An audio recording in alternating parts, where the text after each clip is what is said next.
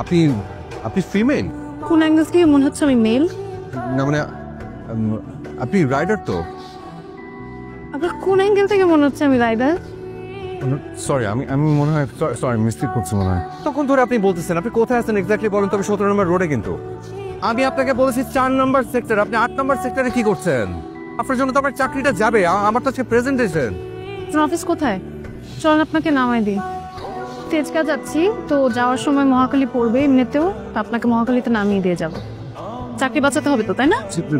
অবশ্যই। আমি তো জি বসছেন? হ্যাঁ বলছি। অবশ্যই। Thank you so much. আমার আসলে একটা প্রেজেন্টেশন তো আমি আমার দেরি হয়ে যাচ্ছে তো, অসংখ্য ধন্যবাদ। Thank you. বাবা এত মিষ্টি।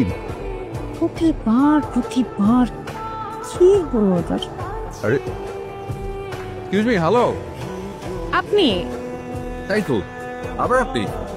প্রেজেন্টেশন কেমন গেল? খুব ভালো, বস খুব খুশি হয়েছে। Thank you. আপনি? আমি ফিমেল। সিমিন। ওকে। রাইডার না এতটুকু শিওর থাকেন।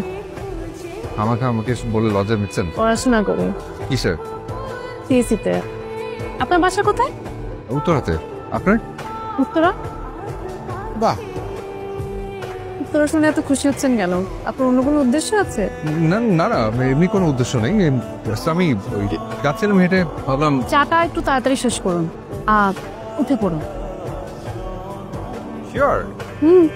বুঝছেন? হ্যাঁ। Thank you so much for everything. আসি। শুধু শুকনো মুখে থ্যাঙ্কস বললে হবে? আসুন না, বাসায় চা খেয়েছেন? আমি চা খাই না। কফি? কফিও খাই না। আচ্ছা তাহলে রাতে আমাদের সাথে ভাত খেয়ে যান। আমি রাতে ভাতও খাই না। আপনি খানটা কি? রুটি খাই রাত। আচ্ছা ঠিক আছে, মাকে বলছি রুটি বানিয়ে দেবে। আচ্ছা মজা করছিলাম, জোক। বুঝতে পারছি, ঠিক আছে। Thank you. Excuse me. জি। ভাড়াটা কে দিবে? কিসের ভাড়া?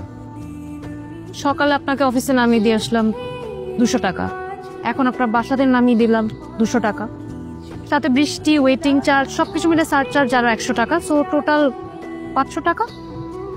500 তো নেই, 1000। আমার কাছে ভাঙতি নেই। তাহলে? কম থাকে।